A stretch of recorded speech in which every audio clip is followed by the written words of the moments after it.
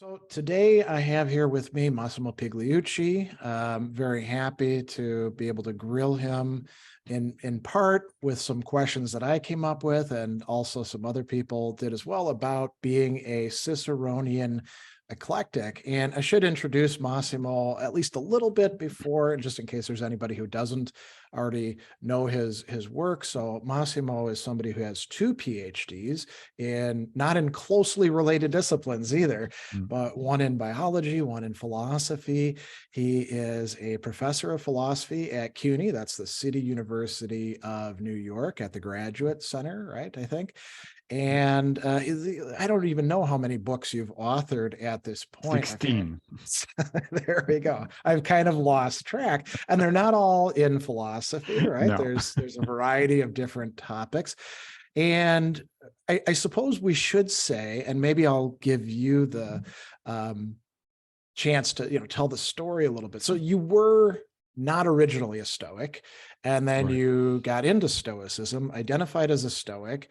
Now, in the view of some people, have left the big tent by identifying as an eclectic and even as a skeptic of sorts.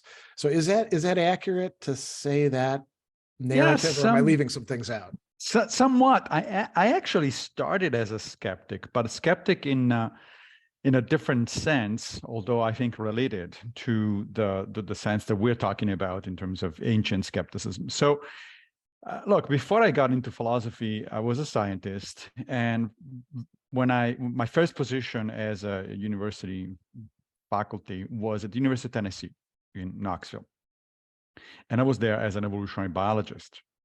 Now, if you realize, of course, for people who are not in the United States, they might not, but if you realize that that's the buckle of the Bible Belt, you realize also that I immediately ran into plenty of people, including some of my own students, who had a problem accepting the very notion of evolution, Darwinism, et cetera, et cetera. And that to me was shocking, because coming from Italy, where I never met a creationist in my life, being in a town where 90% of the people actually consider themselves one version or another of a creationist, like, wow, that was puzzling.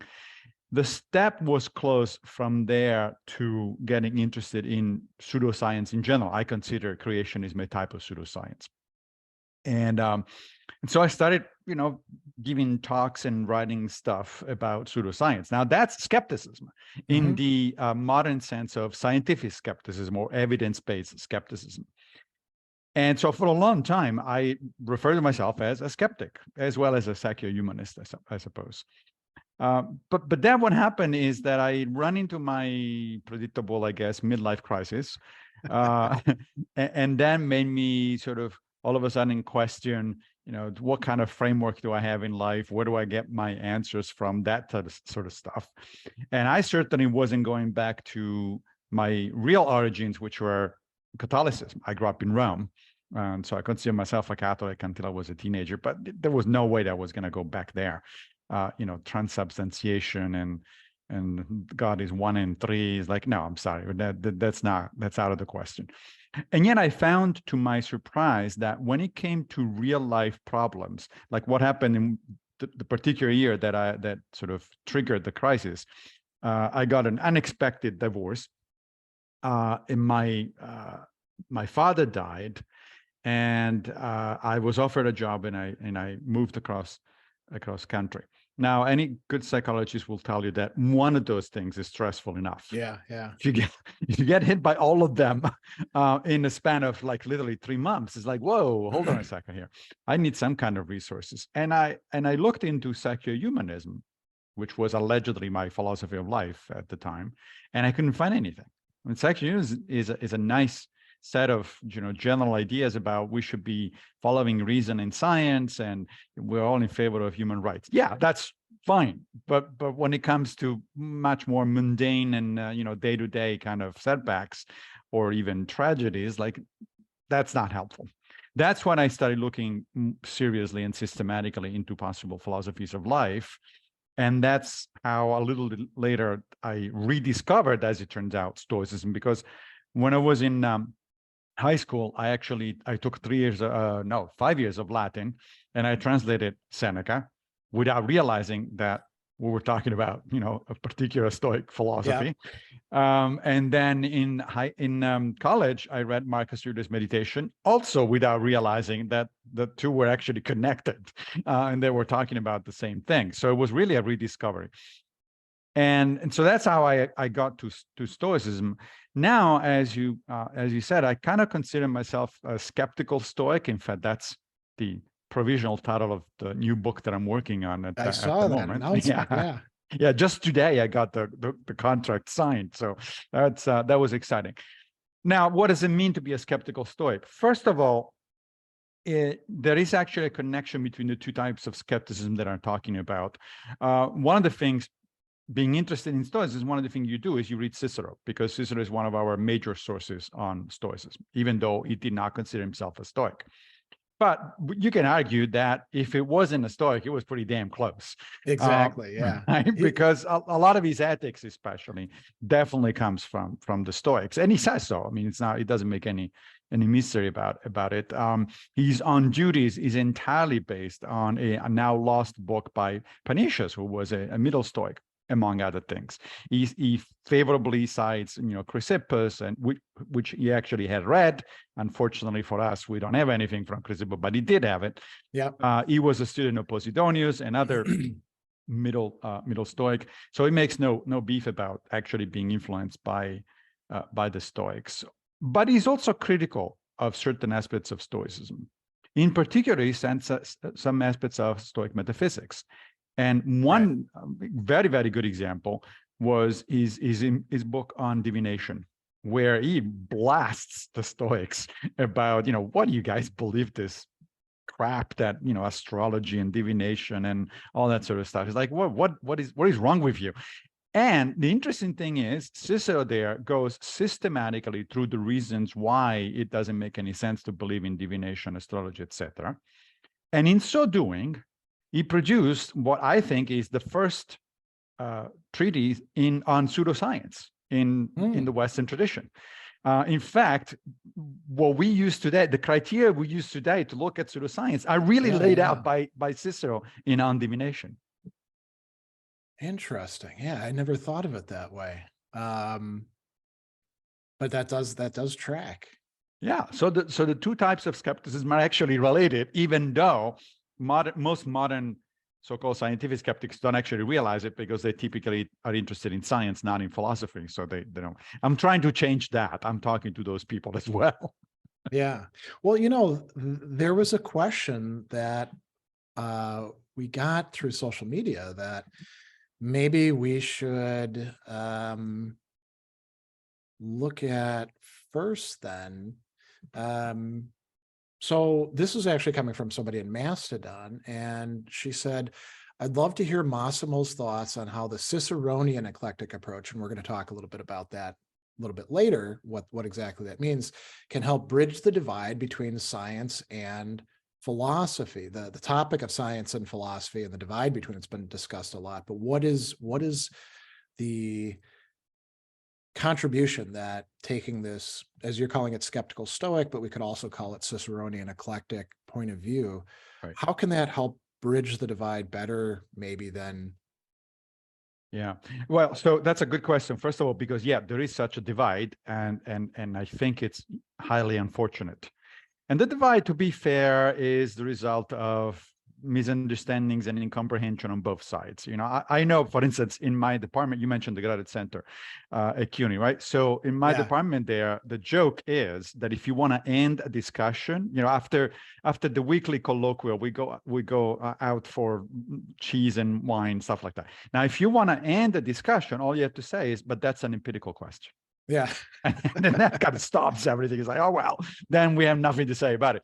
And this is an unfortunate attitude that at least a good number of modern philosophers, especially those that consider themselves part of the analytic tradition, really display. It's an unfortunate thing. It's like this rejection of science, like, well, if it's scientific, that's not my business. It's like, what do you mean it's not your business? Science, both philosophy and science, and in the business of understanding the world and what to do about it. So how could it be that empirical evidence is irrelevant to what you're saying? on the other side of that divide, I run into a number of really high-profile scientists, and I'm not going to name names except for Neil deGrasse Tyson, Richard Dawkins, Lawrence Krauss, who Stephen else? Hawking. Stephen Hawking, Steven Weinberg.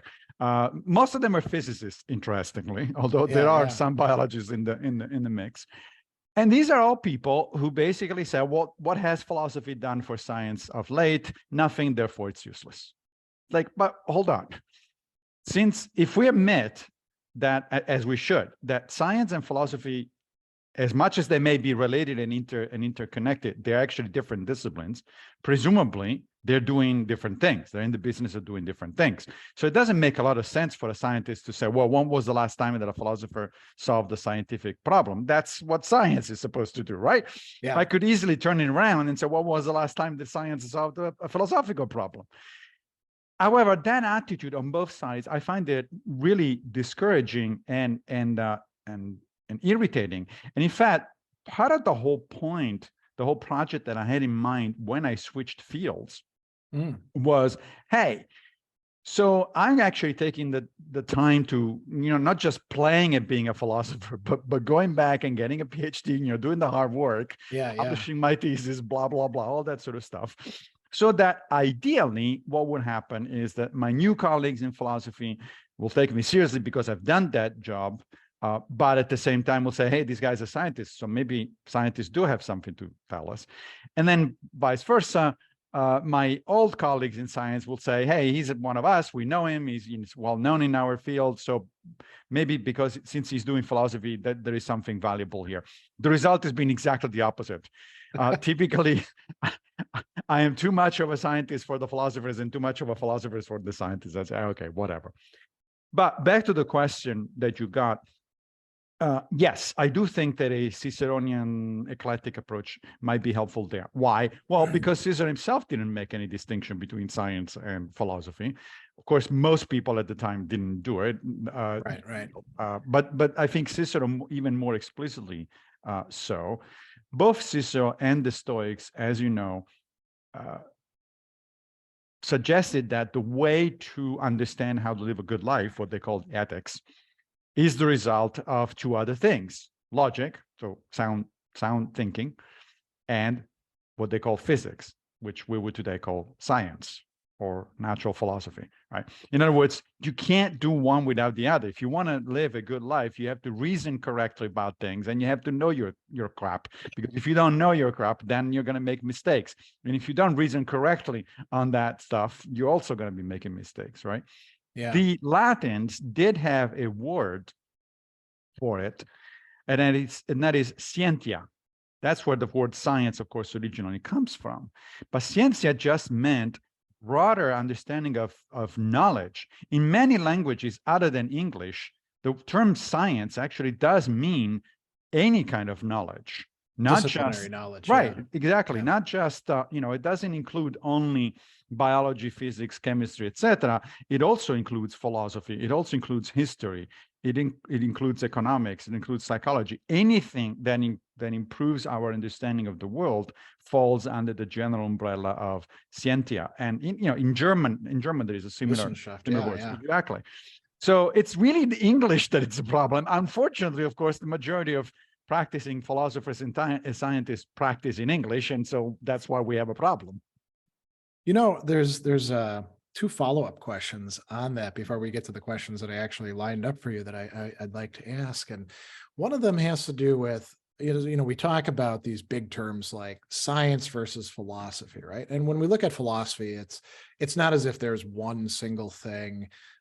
You ask 20 philosophers what philosophy consists in, you get 20 different definitions, if any definitions, and they're usually rather parochial, amounting to the kind of stuff that we do over here, rather than that stuff that they do over there. And with science, okay, you've got disciplinary fields, right? But it's not as if there's anything with a capital S science out there that brings in consensus from even just the natural sciences, the physicists, the chemists, the biologists, and everything else that might be connected to it. And then once we start bringing in, the social sciences, it gets even messier, I think. So, you mentioned that a lot of these people who are, let's say philosophy, nothing to it anymore. They tend to be concentrated in physics. And I was wondering if you think that there's greater possibility for an appreciation of what philosophy might contribute, good philosophy, not, I mean, there's a lot of bad philosophy out there that has nothing to contribute. Maybe other certain fields are more receptive to it. So that's one question. And then, the other one is, it strikes me that I see a lot of philosophers who sometimes it's straight out pseudoscience that they wind up invoking. And historically, this has sometimes been the case, in part because we realize, William James being interested in taking new thoughts seriously and seeing if there's something there. And now we're like, okay, that's an interesting diversion, but forget that. He was a great thinker, but he's got his little peccadillos, we'll say.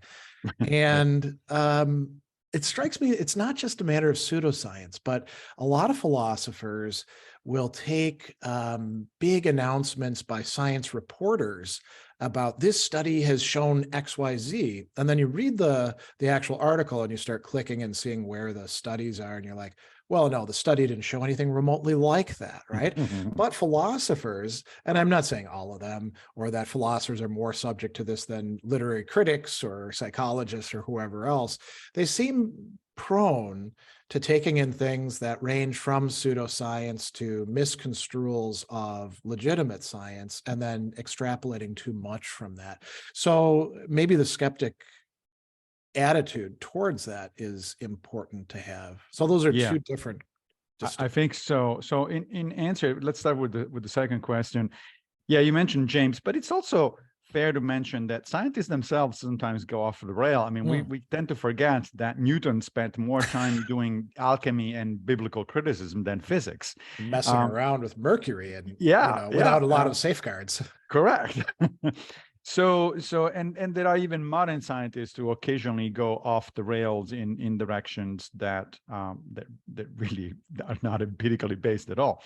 So, but I think you're right that tendency is clearly more evident in philosophers. And I think the reason for that is because philosophy as a field is far more diverse intellectually, I think, than science, especially if we're talking about the natural sciences. If we consider the natural sciences, people that get into the natural sciences, biologists, chemists, physicists, and so on, they tend to have, by necessity these days, a very narrow focus and a very narrow, therefore, understanding of things. If you want to, produce something new in biology or physics, you really have to specialize immediately. Now, that is to some extent true also in philosophy. Like, if you want to be I don't know, if you want to become a Kant expert, for instance, you're probably going to be just Kant for the rest of your life. And in fact, probably a subset of Kant for the rest of your life, right? Yeah. But in terms of general, of your broad preparation before you get into philosophy, and also the way you keep up with the field in general, it tends to be broader. In fact, just here's just one telling clue that is the case. We have philosophy departments. We don't have science departments. Right. We have biology, physics, chemistry, geology, etc., etc. There's no such thing as a science department. Usually, if there is a science anything, it's a division within a campus or the university that includes a bunch of different departments. That's one thing. And if you go to, as part of my dual career, I've gone throughout my life to seminars, weekly seminars or colloquia in the sciences, in biology, in evolutionary biology specifically, and in philosophy. Well, when I go to the one in the sciences, it's only about evolutionary biology, and usually about a very narrow subset of evolutionary biology. That's it. I never heard a talk about chemistry or geology or anything like that. I go to the colloquia at the Graduate Center, and I hear everything in philosophy, and I hear everything from, phenomenology to the history of philosophy, to philosophy of mind, to metaphysics. It's like it's all over the place, right? So I really do think that they're not equivalent from that perspective. And that means, on the one hand, that is one of the things that attracted me to philosophy, the notion that it is, in fact, so broad. And it is, in a sense, I think of, you mentioned earlier, it's difficult to define philosophy or even science. But if we want to give at least my perspective on those two fields, is that science is an evidence-based business that tries to understand how the world works very broadly. Yeah. Right? While philosophy is interested in the connection, the connectivity between different fields.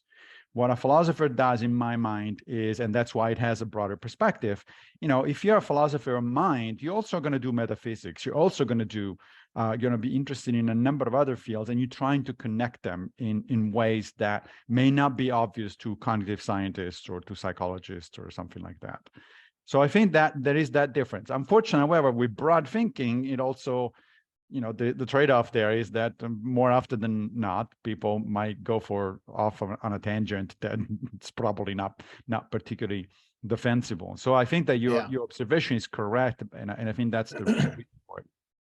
In terms of your first question, that is, are some sciences that are more sort of friendly to philosophy?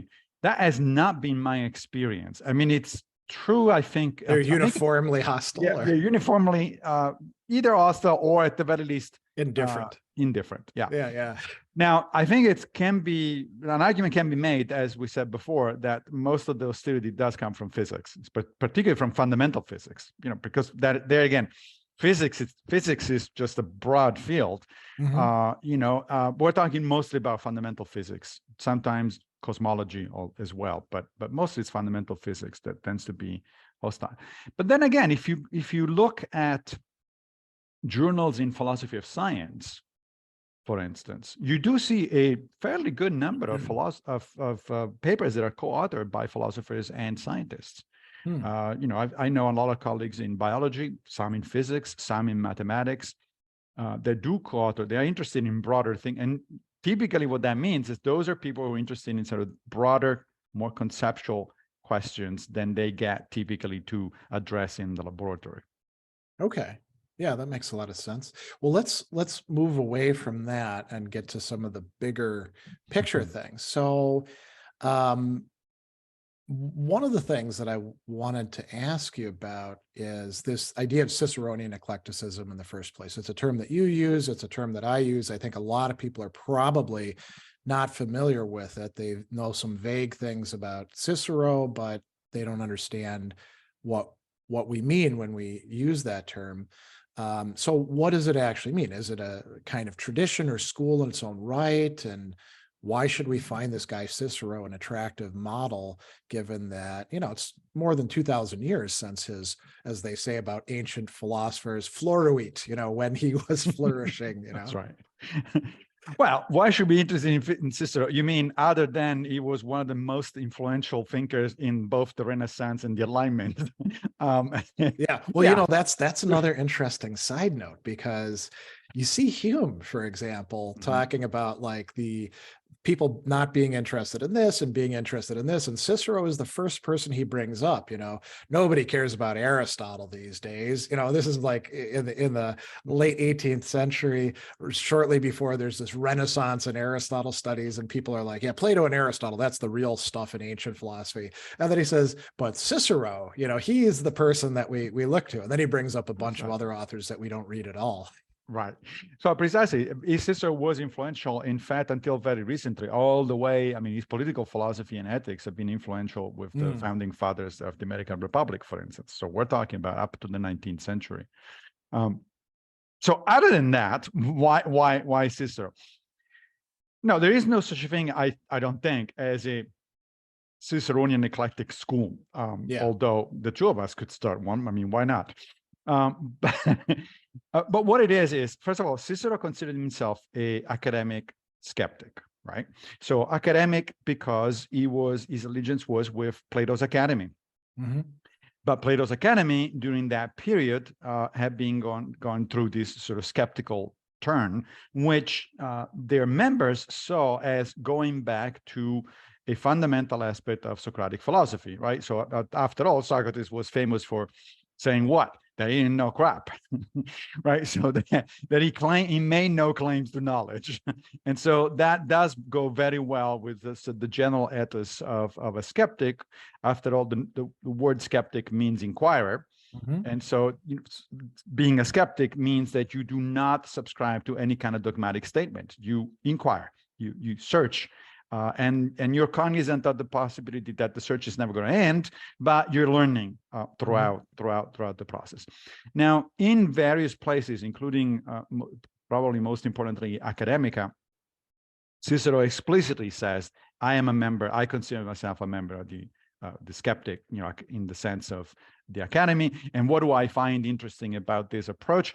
Well, it's liberating, because I don't have to subscribe to a particular school en bloc, so to speak. Yeah. I can take certain things from a school, let's say the Stoics, because I think it works. And then, however, reject other things that I don't think that work. And I can pick from somebody else. In fact, in several of his works, he explicitly claims that from his perspective, there wasn't that much of a difference between Platonism, Aristotelianism, and Stoicism. We consider those the three big and essentially seamlessly merging into each other philosophies that are really worth considering. He, of course, rejects Epicureanism as vile and the kind of stuff that you really don't want to do. He thinks he declares the the Pyrrhonian skeptics dead. And which by that time they were, although there was a resurgence later. Right. Yeah. With Sextus Empiricus, but by the time of Caesar, they were in fact gone, as there was not much there left. He dismisses other schools that today we consider minor, like the Cyrenaics, for instance, the true hedonists of the ancient world. Yeah. The real sex, drugs, and rock and roll hedonists, not the Epicureans. Epicureans are mild by comparison with the Cyrenaics. So he gives, in so doing, he gives us this interesting sort of panorama of all of the Hellenistic schools. And he basically says, look, there are three that are really important and interrelated. And these three are the big eudaimonic ones, the ones that think that virtue is either the only good or the chief good. Mm-hmm. That's what Platonism, Aristotelianism, and Stoicism having, and of course Cynicism, to be fair. But the Cynics are a little too dirty for Cicero. Yeah, he really doesn't. The places where he does talk about them, he's pushing them off. Yeah, and it is almost like a disgust reaction, isn't it? Right. He has the same reaction that Seneca has toward the Cynic. Although one of Seneca's close friends was in fact a Cynic philosopher. But Seneca also says at some point, with a clear reference to the Cynics, he says, in order to be virtuous, my toga doesn't have to be dirty. It's my sandals can be fine, and I can still be virtuous. Yeah. So there's this disgust kind of rejection of cynicism. So now the thing I think that we can learn from that approach is to take seriously the question for which the skeptics were most famous, both the Pyrrhonian, I guess, and the Academic Skeptic. And that's the problem of the criterion, the Pitanagon. Okay, yeah. Right? So the question there was, and this was a big discussion between the Stoics and the Academic Skeptics especially. It went on for over a century. So we have some of the skeptics that took up, Zeno, and later skeptics that took on Chrysippus, and the whole discussion was very interesting. One of John Seller's books, I think, The Art of Living, has an entire chapter that's going to tracking the debate between skeptics and Stoics, back and forth. But the bottom line was, the Stoics thought that true knowledge is possible, knowledge with a capital K. Surely, only the sage can probably have it. The rest of us, of course, are fools. But it is humanly possible. Let's remember that the sage is not a supernatural being. It's just a completely rational human being. He's a human being who can reason in the best way that a human being can possibly reason, right? Yeah. And according to the Stoics, at least the sage can get true knowledge. Why? Because the sage is able to tell apart impressions that are truly cataleptic. I think you got to explain that. Yes, truly cognitive from the ones that are not. Well, now, what the hell is a cataleptic impression? So a cataleptic impression is a first judgment about things that you simply cannot deny, that it's undeniable. For instance, as you can see from behind me, I live in Brooklyn and it's sunny out there, right?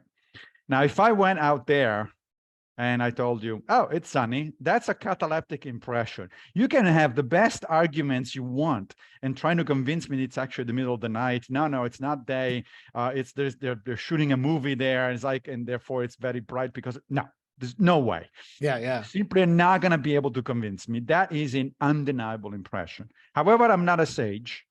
Therefore, I could actually be mistaken. I might think that this is a cataleptic impression, but in fact, it might turn out that it's not. A sage, somehow, the Stoics never really explain exactly how, right? Well, it's probably in the lost books, right? That's right. Probably in the lost book, in the many lost books.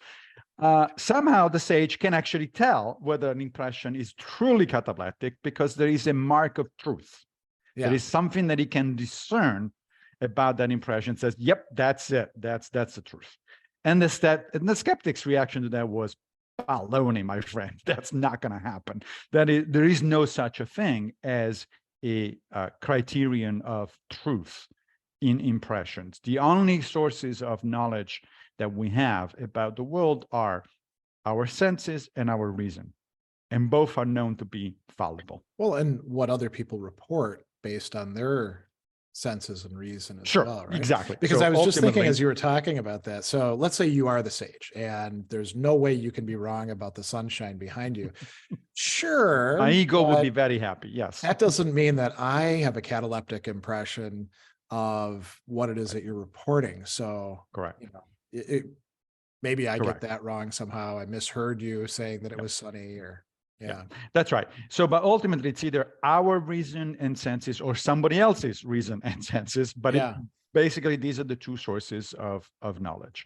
And the Stoics thought that, well, yes, and if you're a sage, you can use those two sources of knowledge correctly and discern the truth. And the skeptics' response was, no, we know that those things are fallible, and there is no reason to think that anybody is ever going to be infallible all the time. I mean, sometimes they're going to work. Sometimes those sources of knowledge are reliable, but you never know. And what you get out of that is therefore what I think most valuable about the skeptical attitude. In a sense, the reason why an eclectic skepticism is not really a school, it's more of an attitude. And specifically, it's an epistemological attitude. And the bottom line, although there is a lot more interesting detail, but the bottom line is you better go through life always reminding yourself that you could be wrong. No matter how confident you are. Yeah, that brings up something I think really important to stress, which is that within the academy, there was a sort of extreme skepticism, which said, well, you can't know anything, so you can't know anything, right?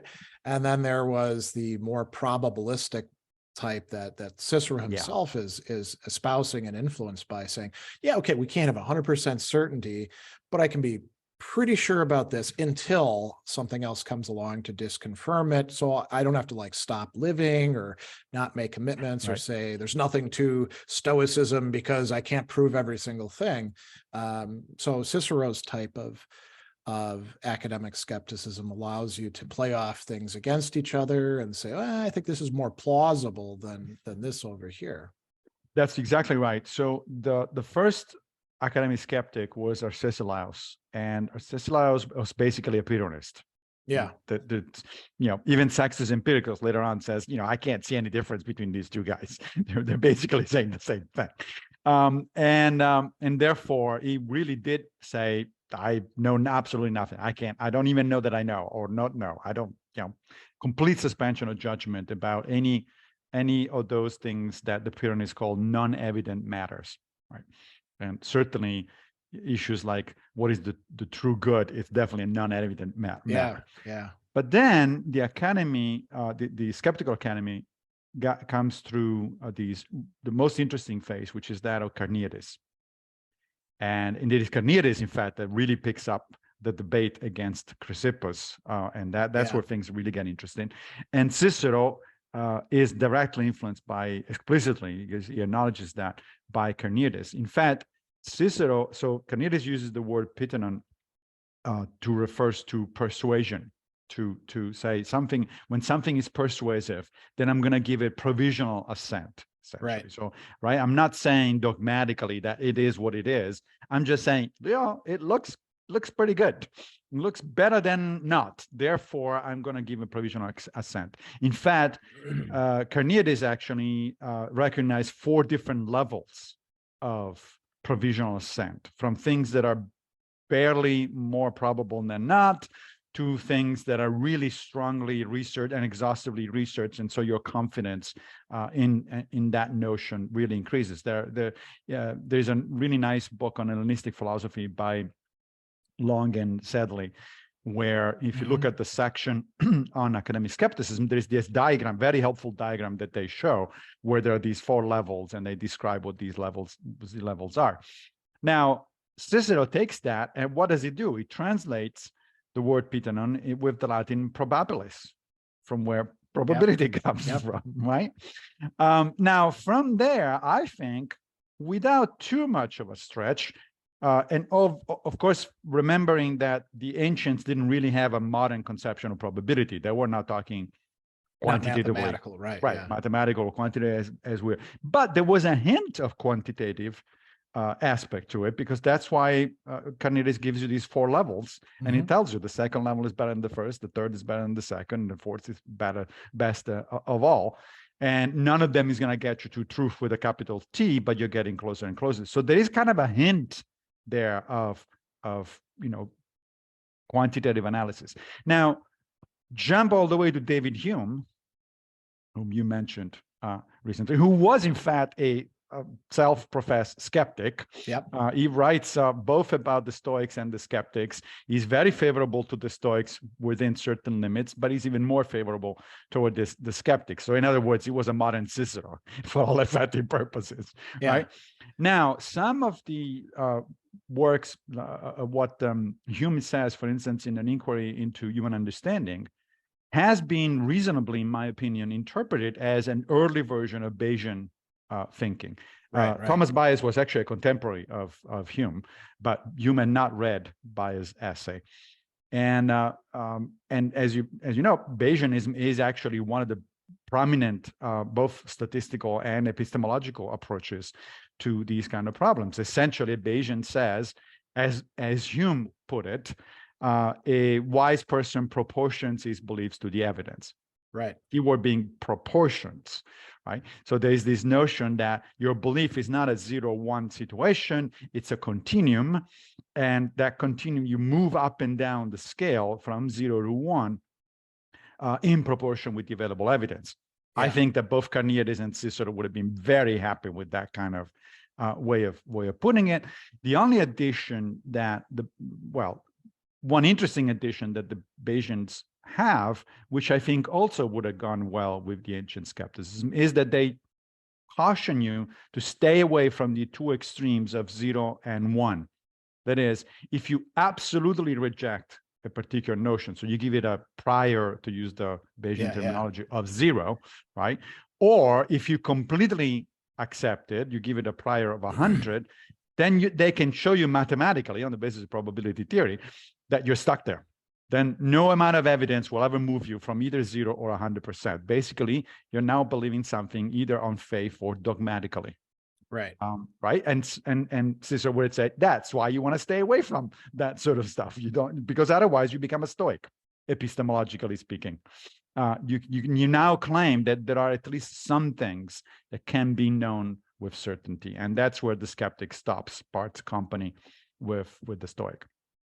Well, let's take another question then about, well, actually a couple questions about Stoicism in particular, and how it figures into both your work and also this sort of Ciceronian attitude. So one person wrote, and it was quite interesting, I would like to know how you would have a dialogue from an eclectic perspective with fundamentalists or people who are treating philosophy almost like a strict religion. And then he says, I also make videos about Stoicism, and I've been accused of not following religiously the Stoic doctrine, even though I haven't declared myself a Stoic. So people are weighing in, you're getting Stoicism wrong, stay in your lane, buddy, that sort of thing. So I think that's an interesting thing that you certainly probably can relate to Oh yeah, I've yourself. been accused of being an heterodox Stoic Yeah, multiple times. But I know that you have a lot to say about the Stoic Yeah, so tradition. right, I but do. before that, so here's something that I came up with as well that's kind of similar. So with a philosophy like Stoicism, it's eclectic in its origins, as you're going to tell us in just a second, with Zeno. But then, once it becomes consolidated into a new philosophy, aren't people just better off like sticking with the orthodox or official standard view rather than, you look at, so we talked about Cicero being taught by Posidonius. People in his time who were Stoics were like, that guy's not a real Stoic, don't listen to him. Right. So what's your take on those sorts of issues? All right, this is a great question. So yes, first of all, the answer to the eclectic argument well, let's step back one more step. There obviously isn't going to be the eclectic answer to anything, because there's many ways to be eclectic, right? But that said, let's talk about the position that the two of us are taking at the moment, which is a Ciceronian kind of eclecticism, which means something that is in fact very favorable to Stoicism and eudaimonism in general. Okay. Right? Because otherwise you could be eclectic about all sorts of things. You could be an eclectic Buddhist for all I can tell, right? And in which case your answer would obviously be very different. Now, I think that the eclectic answer to, shouldn't we all be orthodox, is actually very easy. First of all, you just mentioned in historical terms, just point out that Stoicism itself, like most other philosophies, started out as eclectic. Zeno spent more than a decade, as far as we can tell, studying with different people. He began, started with the Cynics, and then moved to he actually was in the Platonic Academy after Plato had died already. He studied with the Megarians and learned some logic there. So, he did all sorts of stuff. We actually know from Diogenes Laertius that he had a number of different teachers. And sure enough, you can trace individual Stoic ideas to all of these influences, right? So the notion that logic is important, well, that comes from the Megarians.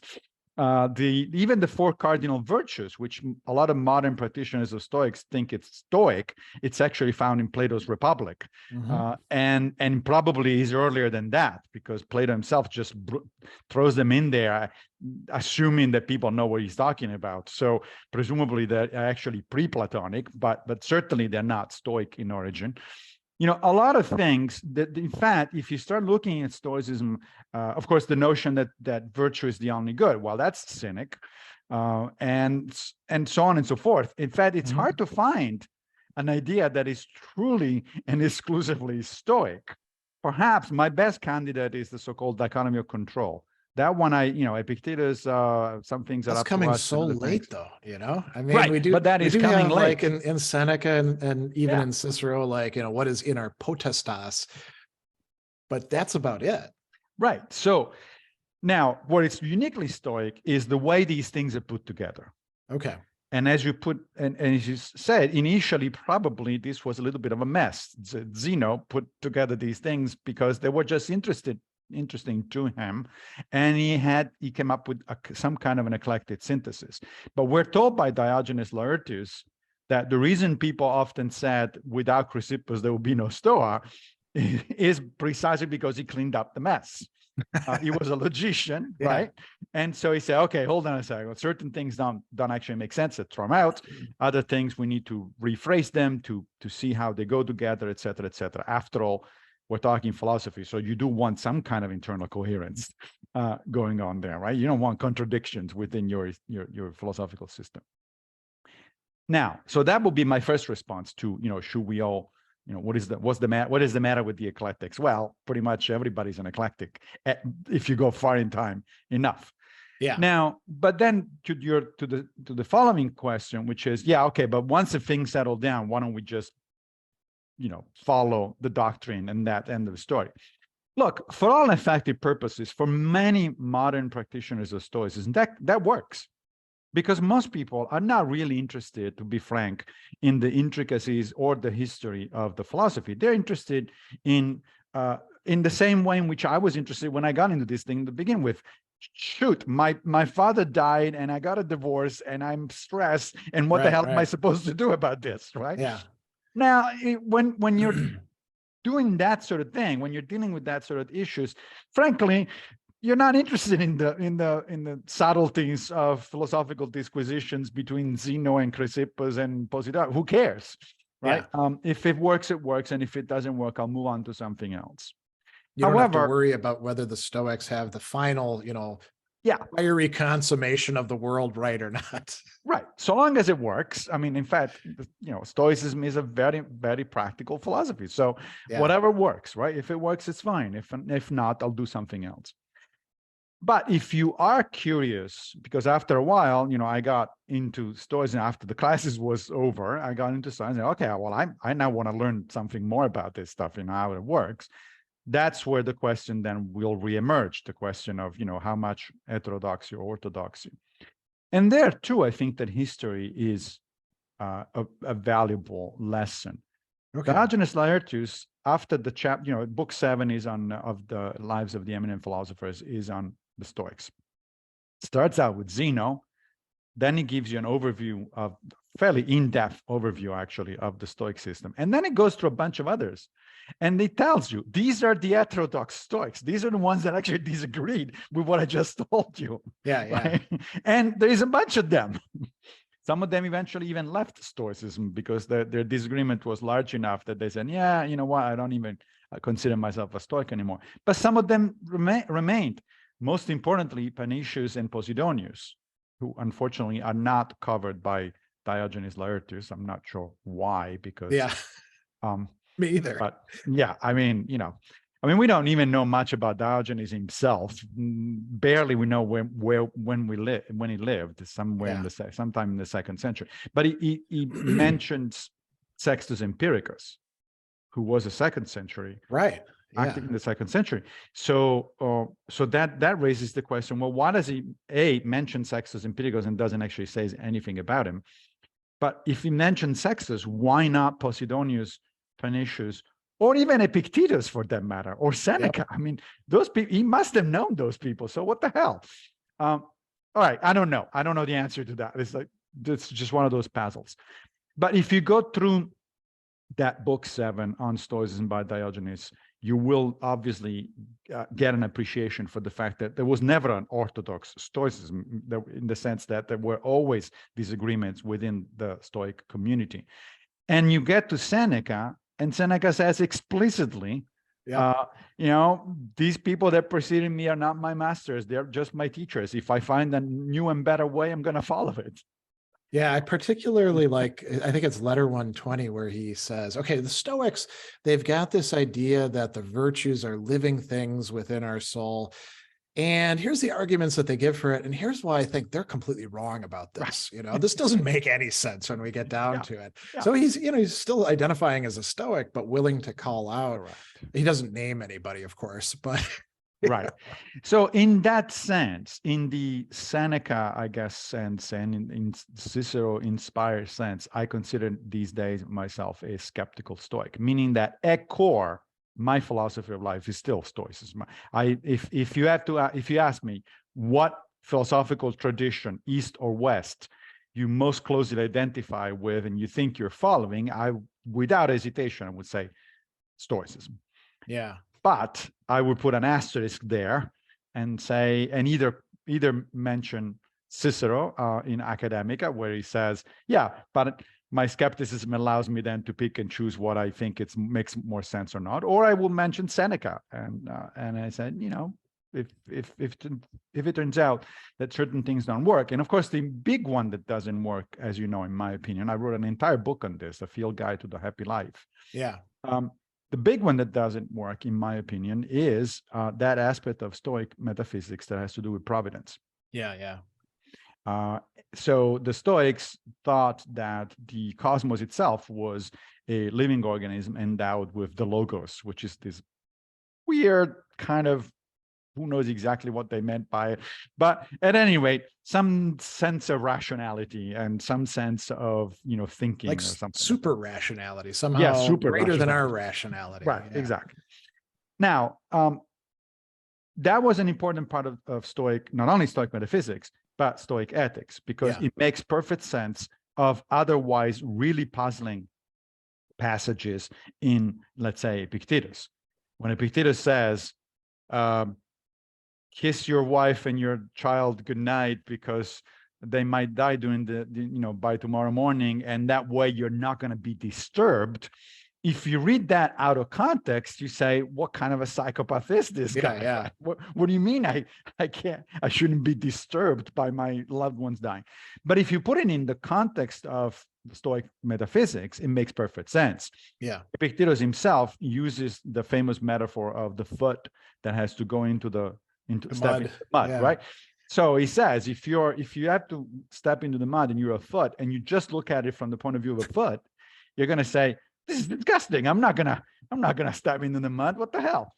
But if you remember that you're connected to a body, and that that the entire point of your existence is in fact to help the body move around, and sometimes that means you have to step into the mud, then not only you're going to do it, you're actually going to do it gladly. You're not going to be disturbed by it. This is beautiful, I think. It's absolutely beautiful.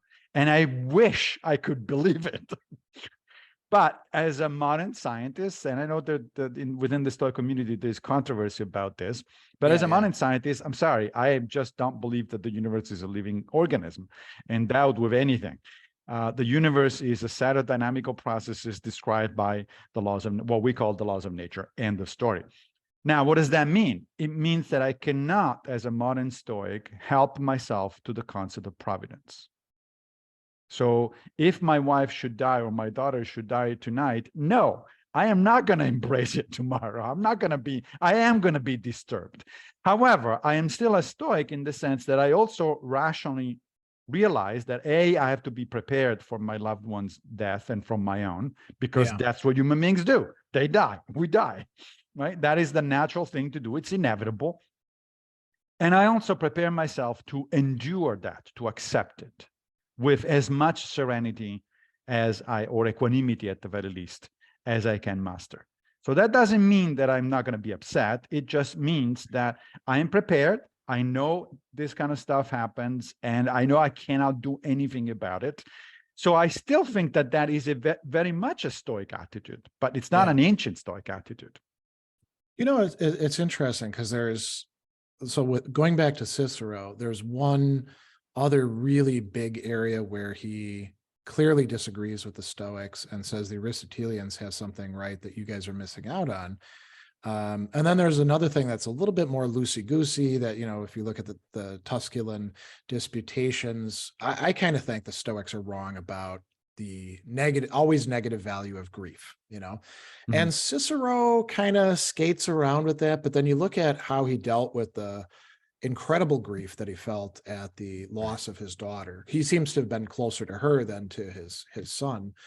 I kind of think that he's differing from them on that topic as well. But so going back to the other thing, Cicero, like in the Stoic paradoxes and in several other places, he when he's talking to Stoics, he's like, you guys have some great philosophy. You're terrible at articulating it because you just like put it out there, and you don't use any of the forces of rhetoric. And he's not talking about rhetoric in some sort of Platonic, rhetoric bad, philosophy good kind of sense. It's it's an understanding that you're talking to an audience at every point in time. Now you're somebody who, you've written a lot of books, you've engaged in a lot of public philosophy, you're incredibly aware and attuned to the audiences that you have to reach out to. I was kind of wondering where you sit with Cicero on that. Not to say that the Aristotelians figured everything out about rhetoric, but they certainly thought it was centrally important. That's right. So there are those are two of at least three other reasons I like Cicero so much. Maybe we'll get to the third one in a minute. It has to do with politics.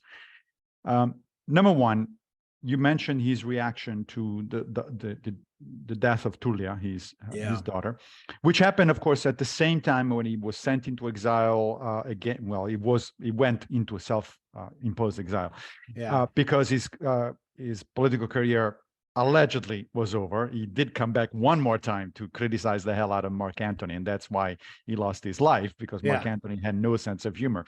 But so he was at a low point in his life, not for the first time, because years before he had also, in fact, been sent into exile after having triumphed as a consul and having, defeated Catiline in a conspiracy, etc. So his life was a lot of ups and downs, and the way he responds to the latest downturn is interesting. He acknowledges his grief. At some point, he says to it, one of the nice things about Cicero is that we know a little bit of what was happening behind the scenes, because we don't just have his book, most of his books, we also have a lot of his letters, personal letters. Right, yeah. Especially to his friend Atticus, who was his lifelong friend, and with whom clearly he opened up. So we really know quite a bit about what Cicero was actually thinking and feeling at the time. And he's definitely distraught.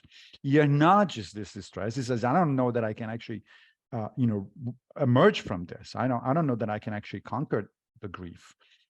And then what does he do? He writes the first book ever of self-help directed at himself. So philosophical self-help, as we will call it today, was already a thing. The Consolations was already a genre, but usually you would write it for somebody else. Yep. The unfortunately lost book by Cicero on grief is the first example we know of self-consolation, of which there are then later examples, like Boëthius' Consolations of Philosophy, for instance. Right, yeah. It's a great example, but that's later. Cicero is the first one that says, hey, I keep telling to people that philosophy is helpful. Maybe it's going to be helpful for me. Right? So he goes into one of his villas, he sits down and just starts writing as a way, as he says explicitly, as a way to help himself out of his grief. And it works. Mm-hmm. It actually works. Within a year, he reemerges from this thing. And eventually, as I said, it comes back also in politics. So the reason all of this, I brought up all of this, is because what that does is it makes me appreciate Cicero as a human being. As, you recognize that, you probably react in the same way. Yeah. But as opposed to, let's say, Epictetus, who is kind of, it's unreachable. I mean, Epictetus, levels are like, whoa, this guy is way above me. There's no way I'm going to be able to live his life. But I can see myself reacting in a way in which Cicero reacts, and yet at the same time, not throwing out philosophy. On the contrary, philosophy becomes his tool to get out and get over these issues. He actually acknowledges the issue and works through the issue.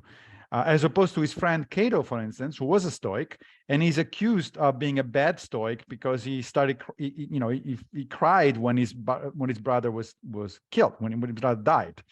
And it's like, so we don't expect Cicero not to cry because of his daughter, because he doesn't profess to be a Stoic.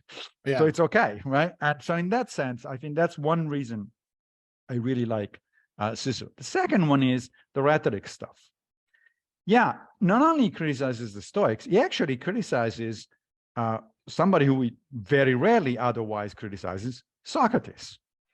He actually takes on Socrates and says, the problem with Socrates is that he didn't use he poo-pooed rhetoric. He thought the rhetoric is just for sophists. And Cicero explains, of course, he being not just a philosopher, but a politician, as well as a public advocate, right? He was a lawyer. Yeah. So, of course, for him, rhetoric is important. He's a politician and a lawyer. And he says, look, rhetoric is a tool. And rhetoric can be used virtuously, which is Aristotle's point.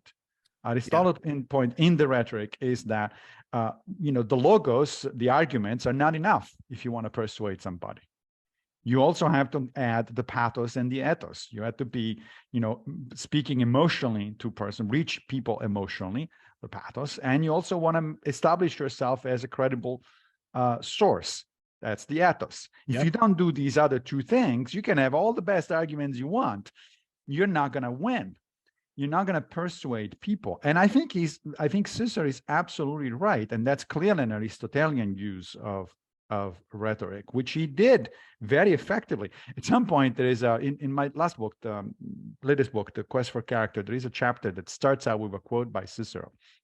where Cicero talks to Atticus, to his friend Atticus, about Cato, the younger, who was a colleague, as I said, a senator. And he says, as far as our friend Cato is concerned, I love him to death, but sometimes he votes and talks as if he lived in Plato's Republic, not in the mud of Romulus. Like, yeah, exactly. So Cato undermined, arguably, his own, what he was trying to do, his own quest for saving the Republic, precisely because he was so damn intransigent. Yeah. He didn't realize that, politics is often is about compromise. Cicero is often criticized for being kind of sort of changing his mind back and forth throughout his career. But in fact, a very good argument has been made by one of his biographers that Cicero had one and only one goal in his entire political career, and that was to save the Republic and reconcile the class struggle that in fact had characterized the Republic for more than a century and eventually led to its end, right, between the populares and the optimatus. I think one of the best arguments for Cicero not just being a wishy-washy compromiser is the fact that he was invited to join the triumvirate and turned them down. And he turned them down, knowing what consequences that would lead to. Because, saying no to powerful people like that, who are offering you a seat at the table, you know that you're going to start having some negative consequences that you could have prevented before. Correct. So he was conscious of the fact that you have to compromise, that you cannot always have your way, but that compromise has to be a virtuous compromise and has that's to be a good way to put it, with your ultimate goal in mind. The reason I think he turned down the triumvirate, the membership in the triumvirate offered by Pompey and Julius Caesar, is because he understood that, yes, he would have been much more effective at that point. He would have certainly gotten his program through, but at the cost of, in fact, de facto destroying the Republic. Because now you have three people behind the scenes, not elected by anybody, not having any official charge at all, who are basically deciding what's going on in Rome. And that was one step too many. And I think he was right in drawing the line at that level, right?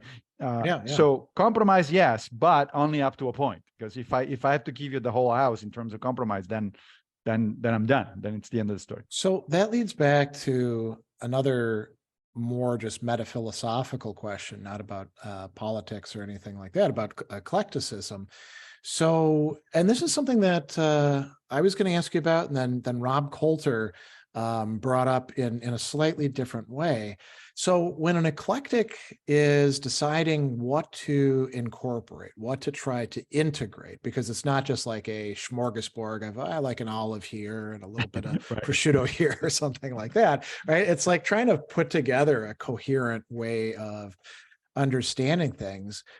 What bases can an eclectic have for determining this in a rational way, not just a gut instinct way, not just a this pragmatically works for me today kind of way? Is there something that we could set out, like a program for figuring things out, or a set of limits where you're like, no, you can believe all sorts of things, but not that crazy crap over there. That's not going to be successfully incorporated. Yeah, of course, Rob's question is an excellent one. I think that the answer is yes, we can. First of all, it's interesting that your example was a culinary one. Okay. Like the smorgasbord. I mean, even there, if you are a good chef, you're not going to put all sorts of things there at random. Yeah. Right. Flavors have to be balanced. Things have to go with each other. That was a big problem with modernist cuisine, wasn't it? Yes. Yeah. And it didn't go anywhere, in fact. Right. So you have to balance things out in a certain way that makes sense. Of course, in that case, we're talking about aesthetic sense or sense of taste. In this case, the criteria are a little bit more strict because we're talking about philosophy. So how would you go about doing it? Well, first of all, at the very least, you want a coherent system, that is internally coherent system. If it's philosophy, you cannot have a system that has internal contradictions. So if there are notions within your, whatever your system is, that are internally contradictory or shaking in any way, those are, I think, you have to resolve them. You have to either choose in one of or another notion, or maybe throw them both out, whatever it is. So coherence. So there won't be any possibility of like all roads lead to Rome. We're all doing the same basic thing kind of eclecticism that you see some people espouse. No, I don't think so, because that becomes an exercise in rationalization. Okay. That becomes, whatever I like, I'm going to pick. And if I don't like something, I'm going to throw it out with no rhyme or reason. I think that there has to be the following. I think at least three things here. One is the coherence, the internal coherence.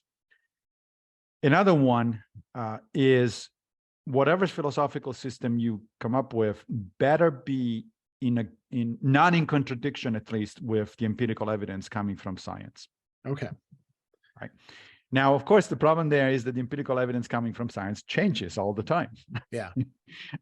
And so you might have to adjust your system accordingly. That is, as we were discussing a few minutes ago, that's what I'm doing with my own version of Stoicism, right? Okay, modern science tells me that the universe is not a living organism, fine, then that thing is out. And if it one day which changes, and, let's say, new discoveries in quantum mechanics lead to the conclusion that, actually it is a living organism with thinking, oh, great, then providence is back.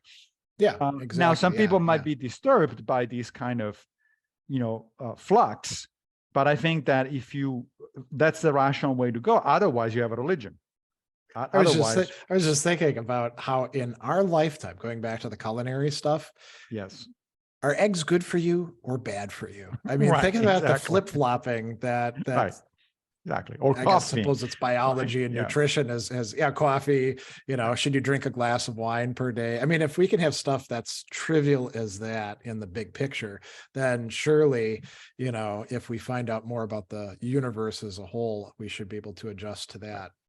Now, the good thing is, and if you don't do that, as I said, then you're sliding into a religion. I think religions also, in a sense, are philosophies of life, but they tend to be more rigid because they're based not on arguments, they're based on allegedly scripture or revelation. Or you do end up with quite a few that wind up being that, I forget how you just called it a minute ago, but where you can rationalize anything. Yes. I mean, you look at contemporary evangelical stuff surrounding politics, and you're like, holy crap. I mean, evangelicals 30 years ago would not have bought into this craziness that's going on, but now it's like anything goes, Yeah. The third thing that I would do, in fact, that I am doing in order to build an eclectic philosophy is, just for pragmatic purposes, it makes sense to start with a core that you say, okay, I'm going to take most of this on board. In my case, Stoicism. I'm going to take most of this on board, and then I'm going to work on. So instead of study from scratch, from zero, it's like, I'm going to come up with my own philosophy of life from zero, nothing. It's completely. I'm going to start with something that has withstood the test of time, that lots of people have worked on, that lots of people, I want to build on what other people have been doing rather than come up with my own, having to reinvent the wheel, essentially. Right. Now, I think a good question here would be, yes, but could one start with different kind of cores and still come up with a coherent philosophy of science, of life that is also respecting of science and it's useful, etc. And I think the answer is yes. I don't think there is only, but I actually never claimed, even when I got into Stoicism early on, I never claimed the Stoicism, unlike the ancient Stoics who would have claimed that was the answer. And the Epicureans said, now ours is the answer, and so on and so forth. I don't think so. I think one can live a life worth, if you translate eudaimonia as broadly as possible as a life worth living for a human being. Yeah. I do think there is more than one path. But that's not the same as saying all roads lead to Rome. First of all, because a lot of roads do not lead to Rome. They lead you somewhere where you don't want to be, for one thing. And some roads are better than others. Some roads work better. They are more conducive to what you want to do. But if somebody were to say to me, so you think that one can be a good human being, a good person by being a Buddhist or a Taoist or a Epicurean or a Stoic, I would say, yeah, probably. My preference is for Stoicism, but that part of that preference is cultural, right? I mean, I did look into Buddhism, for instance, and just didn't speak to me. But it didn't speak to me because I didn't grow up in that kind of milieu. I didn't, a lot of the terminology and all of the way the texts are written is like, it's alien to me, literally alien to me. And therefore, I'm much more comfortable with the Hellenistic philosophies, right? And then within those, for some reason, Stoicism spoke to me much more than Epicureanism or Aristotelianism. But I can easily see somebody going in a different direction and still living a very good human life. Yeah. So this leads to another interesting question that Rob asked. It's one that I'm going to want to hear your reaction to it first, and then I'll tell you what mine is. Okay. So he said, how do we distinguish one philosophy of life from another? To put it in perhaps more technical terms, what are the principles of individuation for a philosophy of life, if any? I would assume logical consistency might be at play here, but perhaps not. Anything stronger that we could make use of? And so what I take him to be asking about is, how do we fairly rigorously differentiate the essences or cores of philosophies of life? So we could talk about Stoicism or Aristotelianism, or, with Platonism, it gets a little bit trickier because we have Plato, and then we have the Middle Platonists, and then we have, various Neoplatonists, and it spills off into Christian Neoplatonists and Jewish Neoplatonists and pagan or neo-pagan. That is an excellent question. Yeah. And I am curious about your own answer. So I thought about it for quite a bit. And my response would be, well, first of all, you might not be able to differentiate every individual philosophy sharply from every other, right? Some of them may belong to a sort of family resemblance. I think that, for instance, Cicero is right that all the eudaimonic philosophies resemble each other. I do think that there are differences between Platonism, Aristotelianism, and Stoicism, and there are enough differences that to me they are distinct philosophies. But they're certainly far more close to each other than, let's say, Epicureanism or Cyrenaism or and of course Buddhism or Taoism or something like that. So I do think there are clusters, at least, of philosophies. Now, how do we differentiate or identify a philosophy of life? My take is that a philosophy of life typically has three components. And you'll see that these three components also include religions. They would make it so that religions are, in fact, philosophies of life. One component is a metaphysics. That is, there has to be some kind of general story about how the world works.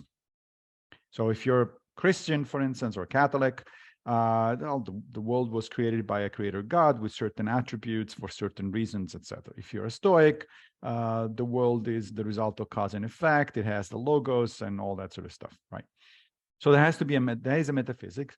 Typically, that metaphysics is loosely, not one-on-one, not tightly, not rigidly, but more or less loosely, but meaningfully connected to an ethics, where the ethics is how we are supposed to live your life, right? So if you are a Catholic, a Christian, you follow the Ten Commandments. That guy Jesus better be important, Exactly. You follow the teachings of Jesus, that sort of stuff, right? If you're a Stoic, you might adopt the four cardinal virtues, the dichotomy of control, that sort of, you will adopt the notion that virtue is the most important thing in life, that sort of stuff, right? So, and then third, practices. That is some way to actually become a better Christian or a better Stoic, et cetera, et cetera. Now, in the case of the Christians, again, you go to church, you pray, you read and reflect on scripture, you talk to other Christians. In the case of the Stoics, you read the Stoics, you reflect on them, you talk to other people, you practice a number of exercises and types of meditations, et cetera, et cetera.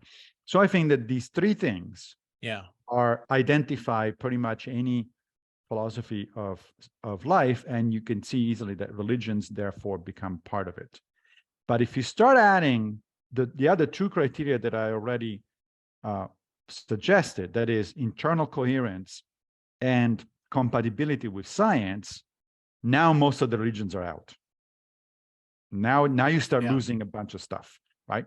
Because the science really cuts deeply into these things. And so it turns out that actually only a subset remains viable.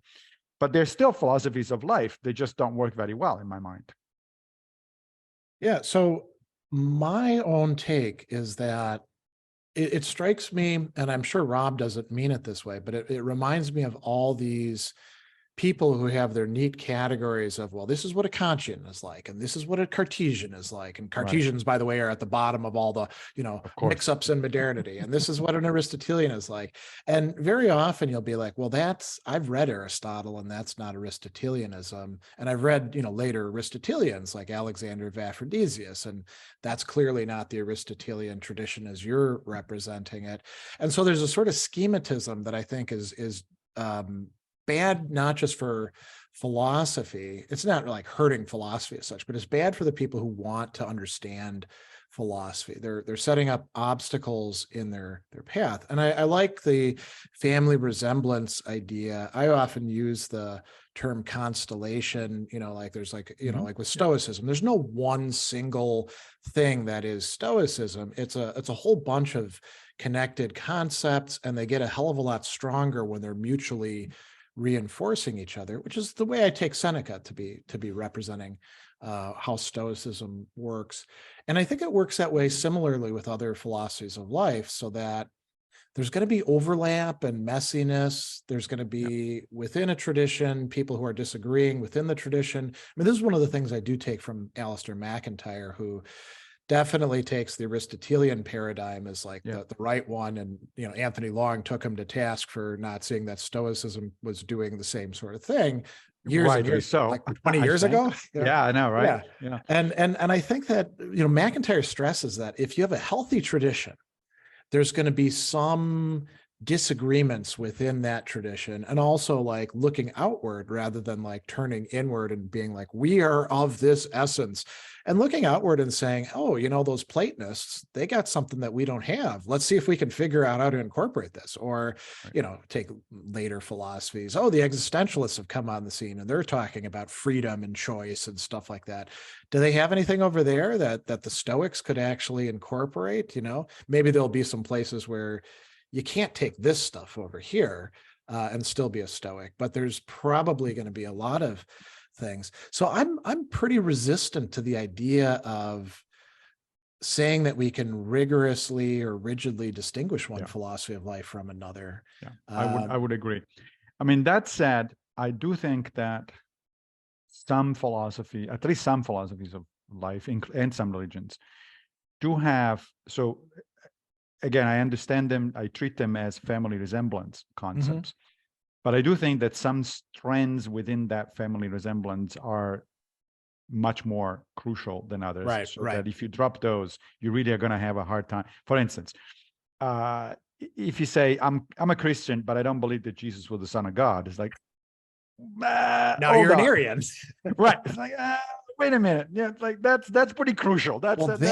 That's where it gets really interesting, because for years and years and years, when I first started out teaching, and I was teaching in Indiana State Prison, and I would teach religious studies as well as philosophy classes, I had to keep, my own religious affiliation a secret from the guys, because otherwise some of them would be like hostile to me, and some would be trying to take advantage of perceived ties. And so I would just like see what they had to say. And they would ask me about all this really bizarre crap, like, from the, book of Revelations or Ezekiel, all this stuff. And I'd be like, how are you doing with the Sermon on the Mount? Because that seems really, really central to me. I mean, if you're not like actually enacting that stuff, who gives a crap about all this other extrinsic stuff, Exactly. So, and I think today, at least in America, and I don't know how it is worldwide, frankly, but here in America, we have a lot of people who identify as Christians who are diametrically opposed to what Christianity, at its best, historically stood for. I would agree. But then again, the same happens within Stoicism, right? So to a much smaller scale, because Stoicism is not as important in terms of numbers. But that's why recently on my Substack I wrote an article about the bad varieties of Stoicism. Right.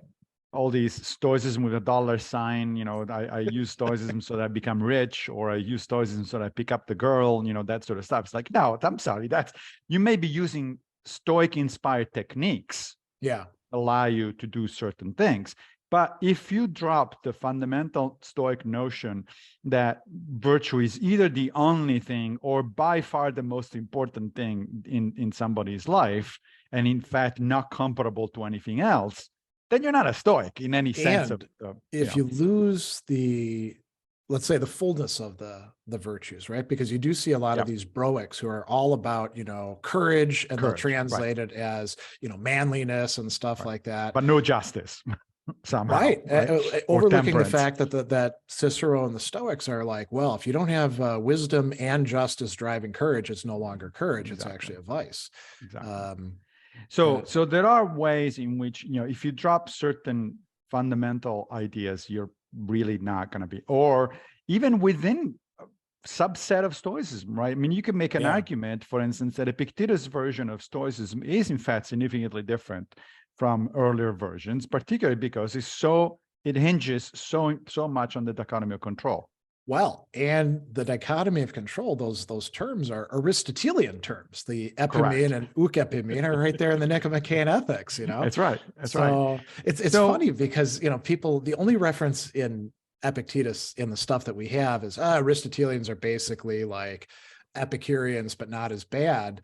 But, the proirasis, right from the Aristotelian tradition. I mean, where else is he getting it from? It's not from the Stoics, No, epimene thing. Yeah, exactly. it's really quite startling. Right. So you cannot say, oh, I'm practicing Stoicism a la Epictetus, if you say, yeah, but I don't care about, the dichotomy of control. It's like, okay, well, then what are you doing? Or an Epicurean. I mean, again, Epicureans can reasonably disagree among themselves on a number of things, but if they drop the notion that lack of pain is the most important thing that defines a life worth living, then in what sense are you an Epicurean, right? Yeah. So, this isn't so the total side note here, and we do have to wrap up, unfortunately. I wish we could talk a lot more, but I have to go teach. We'll do it again. Yeah. So fake quotes, right? Lots and lots of people with Marcus Aurelius, Aristotle, Plato, pick whoever you want, that are throwing these fake quotes out there. And then, people like me, and I think you sometimes will call people out and say, no, that's actually not by Aristotle. And one of the reactions that I get from a lot of people, I mean, some people are gracious and they're like, oh man, so sorry. I actually care about truth. So I'm gonna have to take this down. But quite a few of them are like, well, you can't prove that he didn't say it. And I think it's true anyway, even though I feel it's true. Right? Exactly. And you're like, well, why the hell did you attribute it to Marcus Aurelius then, if you weren't trying to hitch your prestige wagon to his proverbial star? Take it out, take the picture out, just put the quote there and don't say who it's by. Claim that it's by yourself, even though it's probably by some, early 20th century self-help book or something. Yeah. This is where a lot of these fake quotes are. Or say that it's from Chat GPT. That's okay. There you go. Yeah. And so it's interesting to see. It is interesting. The psychology of, well, it's still true, and I'm still going to post it, even though I've been called out and revealed as Now, if I quote somebody, I make a point of putting the actual reference. Me too, yeah. Right. Because I mean, it's not just because we're scholars. Of course, in scholarship, if you're writing a scholarly paper, you better do that, otherwise. But I think it's a good idea in general. For one thing, because people then can check whether in fact the person did say that or not, and what was more importantly, what was the context. Yeah, there's an entire letter by Seneca where he says, don't just go around quoting people. this beating quotation 33 it's a bad idea. Yeah. Now we do it all the time, in part because social media and the internet lend themselves to this kind of thing. But I think that the thing that we should ask ourselves is, what is the point of putting out these quotes, right? Yeah. And I think the point is to make people think about it, whatever the particular topic of the quote is, but more important, to make them curious about what the context of that quote was. And that's why you need to say document, where the right. thing is from, because that way people would say, oh, really? Seneca said that in letter 25? Okay, let me go check and read the whole letter and see what the context was. And, maybe he had a lot of other interesting things to say. So if you use it as a beginning of a conversation, I think it's a good idea, but then you need to give people the tools to continue the conversation, one of That's which right, tools yeah. is a reference, right? One of my favorite quotes on the internet is this one that I paraphrase because I don't have it in front of me. It says, "Don't believe every philosophical quote you see on the internet." Plato. Oh, I've seen that attributed to Abraham Lincoln. Oh yeah, right. There you go. Both of them. Yes, that's right. So now we can argue: was it really Plato or was it Abraham Lincoln? Yeah, yeah. Yeah, it's a really strange phenomenon, but we do live in strange times, so that shouldn't surprise us probably. Yeah. Well, I think this is a good place to wrap up. We've been talking for quite a long time, and we have a lot more. We can do this again sometime. I've Absolutely. very much enjoyed this, and I hope this will be useful for my viewers. I'm pretty sure it will be. Maybe caution some of them away from the wrong sorts of eclecticism, or an orthodox dogmatism, right? Yes. So thanks very much, Massimo, for coming here and letting me kickstart the new set of Ideas That Matter conversations. It was a pleasure. Thanks for having me.